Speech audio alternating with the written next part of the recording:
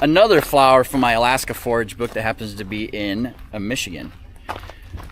This is a Columbine. Grandma Tina has them. Yep. So you can take them, and that little nodule on the tip there,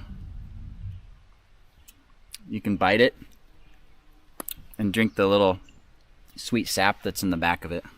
Can I try? It's just like a sweet nectar. Just bite the back of it and then suck the little sweet nectar out of it. Well, those are good. Yep. I want more.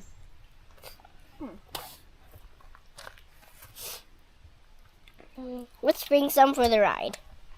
I'm bringing some. Nice little sweet energy for our hike.